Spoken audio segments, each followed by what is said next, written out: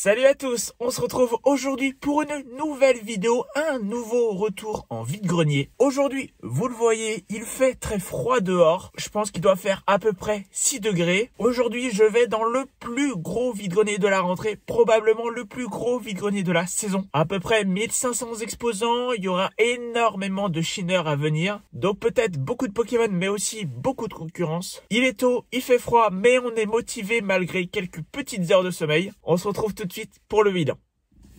On se retrouve pour le bilan de cette journée vide-grenier. Ne faites pas attention, je reviens du match, on a poutré Montpellier 3-0. J'ai donc fait, comme je le disais ce matin, un énorme vide-grenier de 1500 exposants. Mais ce n'est pas le seul que j'ai fait puisque j'en ai fait ensuite un autre d'à peu près 300 exposants. Vous l'avez vu à la miniature de cette vidéo, j'ai fait des trouvailles, mais elles ne sont pas exceptionnelles malheureusement. Je suis arrivé très tôt au premier vide-grenier, j'espérais vraiment pouvoir faire de très bonnes affaires, trouver des dingueries. Malheureusement, ça n'a pas été le cas, mais j'ai quand même trouvé plein de petites choses très sympas. Cette fois-ci, on ne va pas suivre l'ordre habituel parce que je vais vous montrer d'abord les achats que j'ai fait dans le deuxième vide-grenier. Déjà, j'ai acheté ce lot de cartes pour 1,50 €. C'est globalement des reverse et des holos, il n'y a rien d'exceptionnel. C'est des cartes qui rentreront dans des decks. Ça fait du un peu plus que 20 centimes la carte, qui peut paraître un peu cher, ce qui est vrai. Et malheureusement, j'ai dû encore une fois batailler un peu. Parce que dans ce deuxième vide-grenier, et même plus globalement dans toute cette journée, j'ai dû batailler pour espérer avoir des prix un minimum intéressants. Il y a eu des stands vraiment très bien avec des cartes à petit prix, notamment dans un stand où je me suis régalé. Mais j'en peux plus de voir des cartes récentes dégueulasses vendues à des prix délirants. Le nombre de cartes qui étaient vendues 50 centimes, 1 €, voire même 2 € alors qu'il s'agit de cartes dresseurs classiques ou même de cartes communes et peu communes du bloc épée et bouclier et écarlate et violet, vendues 50 centimes, 1 €, 2 €, c'est beaucoup trop cher. C'est même pas des cartes brillantes, c'est des stands de personnes qui ne connaissent pas grand chose et c'est tout à fait ok de pas s'y connaître. Mais vu qu'elles ne connaissent pas les prix des cartes, elles mettent des prix affolants. Et ces personnes-là voient bien que ça se vend pas, qu'il y a beaucoup de passages sur leur stand, qu'il y a des personnes qui regardent leurs cartes, mais que personne n'achète. Et je sais pas pourquoi ces personnes-là, certainement influencées par le reportage, pensent que leurs cartes valent plusieurs euros. Ça vaut jamais 50 centimes et encore moins 1 €. Bon, pour le coup, les deux jeunes qui tenaient le stand où j'ai acheté ces cartes étaient vraiment cool, ils étaient compréhensifs. Et ça fait plaisir parce que sur d'autres stands, c'était pas du tout ça. Le genre de stand en plus où j'ai passé des longues minutes à trier toutes les cartes dans une boîte à chaussures. J'ai fait mon tri pour sélectionner uniquement des cartes qui allaient rentrer dans la collection, notamment les collections spéciales vide-grenier avec le AGSS, le noir et blanc, pour qu'en plus après on vienne m'annoncer des prix de malade mental, une 60aine de cartes pour 15 € alors qu'il y avait à peine 20 cartes du bloc Wizard, évidemment en état très abîmé, voire en état torchon, le genre de cartes pour lesquelles je fais des vide-greniers, parce que ces cartes-là abîmées doivent coûter que quelques centimes. Si je voulais mettre 2 € dans une seule carte, c'est certainement pas en vide-grenier que je l'achèterais et évidemment que j'en voudrais un état bien meilleur. Enfin bref, parenthèse fermée. Je vais maintenant vous montrer les achats que j'ai fait dans ce deuxième vide-grenier dans un deuxième stand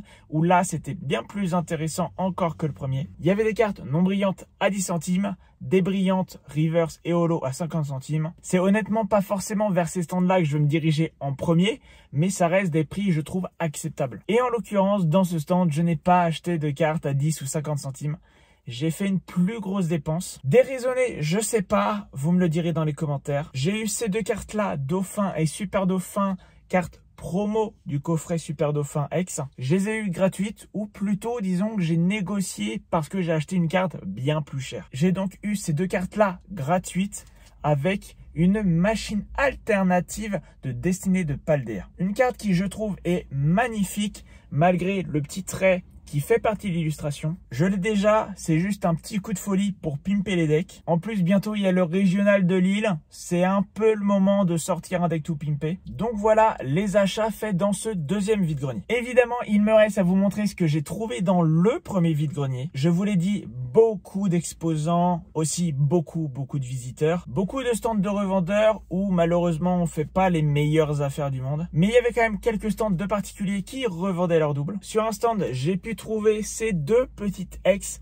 Volcaropod et Félinferno, pour 1€ pièce. Dans un autre stand, j'ai eu ces 2 cartes-là gratos parce qu'en fait, j'ai vendu quelques cartes de mon classeur d'échange et ces 2 cartes étaient dans la transaction. Un Smogo pour le Master 751 et un Péchéminus, pourquoi pas pour un deck. Sur un autre stand, j'ai pu acheter ce lot de cartes pour 2€ avec notamment un Megascarino X en état passable, mais bon, je l'avais pas dans la collection, donc c'est top. Et aussi des petites Zolo et des reverse. Sur un autre stand où j'aurais très bien pu ne pas du tout faire d'achat, j'ai quand même trouvé cette bombe de luxe pour 2€. Un stand où la personne avait globalement fixé des prix délirants. Et même quand je lui parlais de card market, que je lui montrais que je pouvais avoir les mêmes cartes pour beaucoup moins cher, cette personne n'en démordait pas, elle voulait garder ses prix fixes. Et autant je vous l'ai déjà dit, je suis pas contre à acheter des cartes un petit peu plus chères que la cote si vraiment j'y trouve un intérêt, mais quand c'est des prix abusés, c'est hors de question. Quand la carte vendue en vide-grenier est plus chère que celle que je peux avoir depuis mon canapé avec livraison comprise, il n'y a alors plus aucun intérêt de faire des vide-greniers. Un autre achat fait dans un autre stand que j'avais failli oublier, mais pourtant ça rentre dans la collection, c'est le Mimikyu VMAX TG de Star Étincelante. Il me le manquait pour le Master 7, je l'ai désormais et maintenant il doit me rester plus que 3 cartes je crois pour tout compléter. Etania Mint évidemment et je l'ai payé 13€. Avant de vous dévoiler le tout dernier achat que j'ai à vous présenter aujourd'hui, je vais d'abord vous montrer un achat Pokémon, mais qui n'est pas des cartes. Il s'agit du manga Pokémon Diamant et Perle, le volume 4. Alors je ne l'avais pas, je n'avais pas non plus les 3 premiers tomes, mais j'ai payé ça 1€. Je trouve que c'est quand même une plutôt bonne affaire. Et évidemment, je ne le lirai pas avant d'avoir lu les 3 autres. Nous voilà donc arrivés à la toute dernière partie de cette vidéo. Le plus gros achat fait dans ce vide-grenier. En tout cas, en termes de quantité sur un même stand. Sur un stand, donc, j'ai pu acheter tout ça de cartes et ça m'a pas coûté si cher que ça.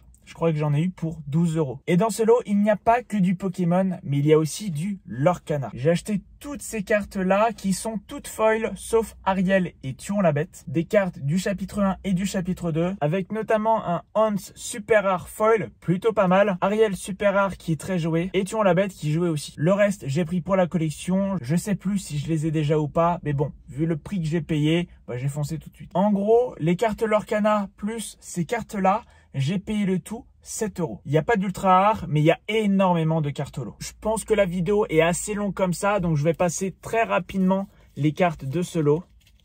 Il y a beaucoup de cartes holo et reverse de Mew 151. C'est nickel. Ça va me permettre de compléter la collection.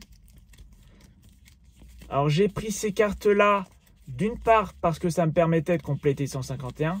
Mais j'ai aussi pris pas mal d'holo pour voilà, faire une petite collection de cartes holo, sans faire forcément les séries en question. Mais à 20 centimes pièce, la carte brillante, je pense que voilà, ça se prend tout de suite, tous les jours. Vous avez vu quelques doubles, c'est parce qu'il s'agit de cartes qui sont très certainement pour des decks. Mais ce n'est pas tout. Je vous ai dit, dans ce stand, j'ai dépensé 12€ et je ne vous ai montré pour l'instant que 7€ d'achat. Les 5€ restants, ce sont ces 2 cartes. 2,50€ pièce pour des Ténacité de Nikolai Full Art. C'est une carte qui, je crois, cote plutôt aux alentours des 4€. Donc ça me fait une petite ristourne. C'est pas plus mal. Franchement, ça se prend. Et autant je sais que c'est souvent joué en un exemplaire.